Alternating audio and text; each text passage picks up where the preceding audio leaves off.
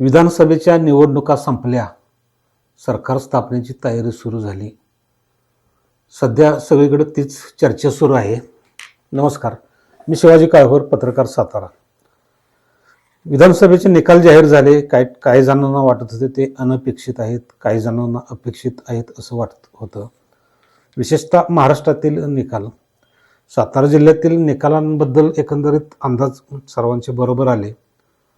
या सर्व घडामोडीत आपण एका वेगळ्या विषयावर चर्चा करणार आहोत. तो विषय म्हणजे कराड दक्षिण आणि उत्तरशी संबंधित असलेला, एकेकाळी कराड उत्तर दक्षिण किंवा जिल्ह्यावरच पूर्ण वर्चस्व असणारे विलासराव पाटील उंडाळकर यांचे सुपुत्र उदयसिंह पाटील उंडाळकर उर्फ दादा यांचे आता राजकीय भवितव्य कशा पद्धतीने राहील किंवा त्यांच्या कार्यकर्त्यांची भूमिका काय राहील. विलासराव उंडाळकर यांनी अनेक वर्ष या जिल्ह्यावर किंवा त्यांच्या कराड दक्षिण मतदारसंघावर राज्य केलं आणि ते एक सातारा जिल्ह्याच्या राजकारणातील एक बडं व्यक्तिमत्व होतं आणि त्यांचा रोखठोक स्वभाव आणि त्यामुळं त्यांची तशी दरारा होता राजकारणात. मग तो सहकार क्षेत्राच्या माध्यमातून असेल, विशेषतः जिल्हा बँकेच्या माध्यमातून सातारा जिल्ह्यातील एक भली त्यावेळची नेते मंडळी त्यांनी आपल्याबरोबर ठेवलेली होती. त्यामध्ये मग त्यावेळचे आमदार किंवा मंत्री असलेले किंवा खासदार असलेले लक्ष्मणराव पाटील, अभयसिंहराजे भोसले, रामराजे नाईक निंबाळकर, त्याच्यानंतर विक्रमसिंह पाटणकर, अशी ही जी बडी नेते मंडळी होती ती विलासराव उंडाळकरांना वचकून असत आणि जिल्हा बँकेच्या वेळेला त्यांच्या पक्षानं म्हणजे राष्ट्रवादीनं एवढी मजबूत स्थिती असताना काहीही भूमिका घेतली तरी जिल्हा बँकेच्या निवडणुकीत प्रत्येकजणच संचालक होत असे आणि ते उंडाळकरांच्या पाठीशी असत आणि त्या माध्यमातून उंडाळकरांनी आपला एक दरारा ठेवलेला होता. आज जी पोवई नाक्यावर एक जिल्हा बँकेची जुनी इमारत दिसत्या, त्या इमारतीशिवाय आत्ता जी दुसरी इमारत बांधण्यात आली जिल्हा परिषदेसमोर, ते काम सगळं विलासराव उंडाळकर यांनी आपल्या कारकिर्दीमध्ये केलं. जिल्हा बँक सांभाळताना किंवा त्याचा कार्यभार करताना तिथला चेअरमन कोण ठेवायचं वगैरे ते सगळं निर्णय तेच करत असेल. फक्त लक्ष्मणराव पाटील असू द्यात किंवा विक्रमसिंह पाटणकर, रामराजे माना डोलवायचं काम करत असत. त्यामुळं बाकाजीराव पाटील यांच्यासारख्या एखाद्या सामान्य कार्यकर्त्याला अनेक वर्ष तिथं चेअरमन पदाची संधी मिळाली. अलीकडची गोष्ट वेगळी आहे. इथं जो राजकारणात हुशार आणि बडा असेल त्याचीच इथं चेअरमनपदी वर्णी लागते. मग कधी शिवेंद्रसिंहराजे भोसले असू द्यात किंवा मग सध्याचे खासदार नितीन पाटील असू द्यात, प्रभाकर गारगे असू द्यात, सामान्य कार्यकर्त्याला तिथं संधी मिळण्याचं बंद झालेलं आहे आणि हे विलासराव उंडाळकरांनी कधी करून दाखवलेलं होतं. पण नंतर परिस्थिती बदलत गेली आणि आज ही उदयसिंह उंडाळकर यांच्यावर ही वेळ आलेली आहे की कोणता गट धरावा त्यांच्या कार्यकर्त्यांना सूचना असं झालेलं आहे. अर्थात याला जबाबदार विलासराव उंडाळकर यांचं आणि पक्षात राहून काँग्रेसचे नेते पृथ्वीराज चव्हाण यांच्याशी वैर घेणं हेच म्हणावं लागेल. याबद्दल आपण अनेक वेळा विविध व्हिडिओमधून बोललेलो आहोत. पृथ्वीराज चव्हाण यांनी त्यांच्याशी जुळवून घेण्याचा अनेकदा प्रयत्न केला, परंतु उंडाळकरांनी त्यांना चानात लांब ठेवलं. मुख्यमंत्री झाल्यानंतर मात्र इकडं विलासरावांच्या कारकिर्दीला ओहोटी लागलेली होती आणि विधानसभेतही त्यांनी पृथ्वीराज चव्हाण यांनी त्यांचा पराभव केला. शेवटी उदयसिंह पाटील यांना तूही आता पृथ्वीराज चव्हाण यांच्या बाबांच्या बरोबरच जा, त्याशिवाय तुला पर्याय नाही, असा संदेश शेवटच्या त्यांच्या काही दिवसात द्यावा लागला आणि त्या पद्धतीनं ते गेलेही. परंतु आता कराडमध्ये जे दक्षिणमध्ये जी परिस्थिती होती, संपूर्ण कराड तालुक्यामध्ये उंडाळकर आणि बाळासाहेब पाटील किंवा राष्ट्रवादीची ही युती कायम असायची. बाजार समिती असू द्या, खरेदी विक्री संघ असू द्यात किंवा इतर सहकारी संस्थांच्या बाबतीत पंचायत समितीची अनेक वर्ष सत्ता या दोन्ही गटांनी उपभोगली. यापासून अतुल भोसले गट त्यावेळी प्रत्यक्ष एवढा राजकारणात नव्हता, परंतु एक राष्ट्रवादीचा वाटरकरांच्या रूपाने एक विरोधक गट होता, काँग्रेसचा गट होता. आणि उत्तरेत ही उंडाळकरांचे कार्यकर्ते होते, दक्षिणेत होते, परंतु उत्तरेतल्या कार्यकर्त्यांना विचारात न घेता ते उत्तरेच्या कार्यकर्त्यांचा बाळासाहेबांना असलेला विरोध लक्षात घेऊनही युती करत होते. तरी इथला गट पण त्याची ताकद क्षीण होत गेली. आता या निवडणुकीला असं झालं की आज बाजार समिती वगैरे खरेदी विक्री संघ उदयसिंह पाटील यांच्या ताब्यात असला. कारखाना आहे येवती मासोलीचा रयत शुगर कारखाना, त्याच्यानंतर कोयना दूध संघ आहे, कोयना बँक आहे, संस्था भरपूर आहेत, परंतु कार्यकर्त्यांची तिकडं गळती लागलेली दिसली. याचं कारण अतुल भोसलेंचा झपाट्यानं झालेला उदय.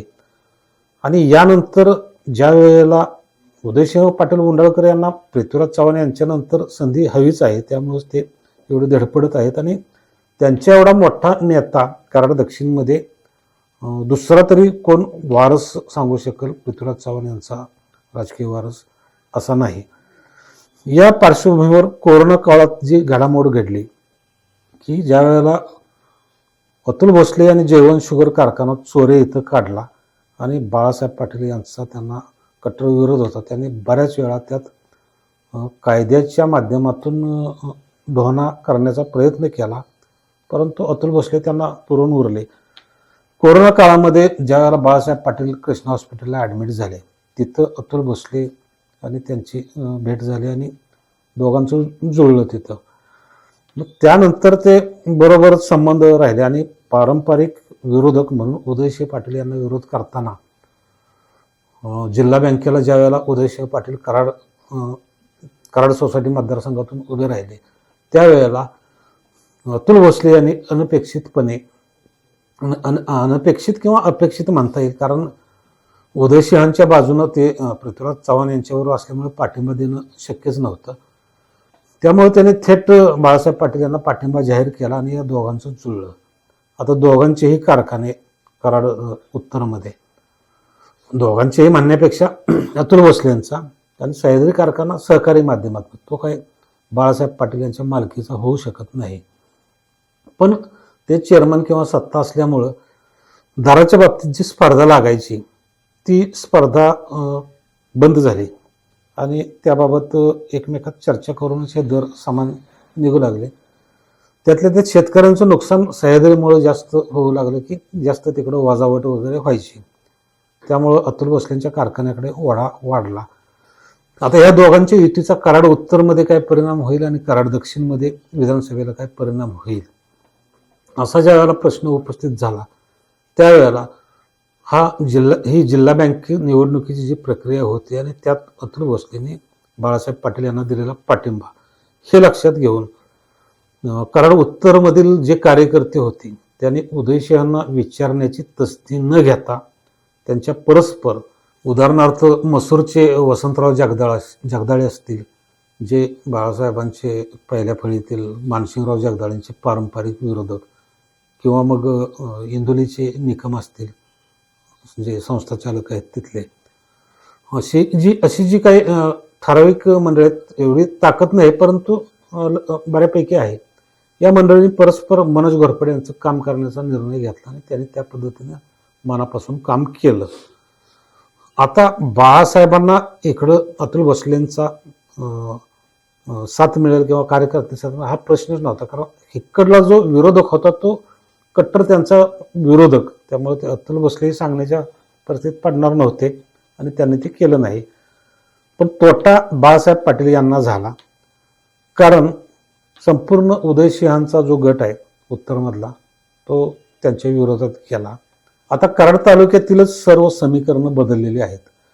कधी काळी काँग्रेसचा किंवा राष्ट्रवादीचा बालेकिल्ला असलेला हा तालुका आता भाजपचा बालेकिल्ला बनलेलाच आहे आणि त्याचा स्थानिक स्वराज्य संस्थांच्या निवडणुकीवर किंवा बाजार समिती, खरेदी विक्री संघ या निवडणुकांवर परिणाम होणार हे निश्चित आहे.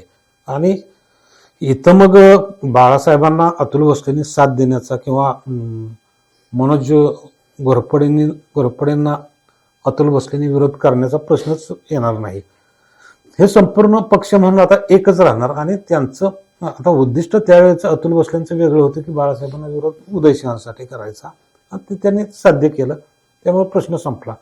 आता ज्यावेळेला जिल्हा परिषद किंवा पंचायत समितीच्या निवडणुका आणि त्यातील उमेदवारांच्या निवडीचा प्रश्न किंवा बाजार समिती असेल, सह्याद्री कारखान्याची निवडणूक असेल, खरेदी विक्री संघ असेल, या निवडणुकांच्या वेळी ही भाजपची मंडळी आता जी आमदार आहेत मनोज घोरपडे आणि अतुल भोसले ही एकच राहणार आणि पंचायत समितीची सत्ता भाजपच्या ताब्यात कशी राहील याचाच विचार करणार आणि त्या पद्धतीने धडपड करणार. मग अशा वेळेला बाळासाहेब पाटील ही बाजूला राहतात आणि उदयसिंह पाटील ही बाजूला राहतात. म्हणजे उदयसिंह पाटील हे आपोआप तिथनं बाजूला राहतात. बाळासाहेब तिथं विरोधक म्हणून तरी राहतील भाजपचे.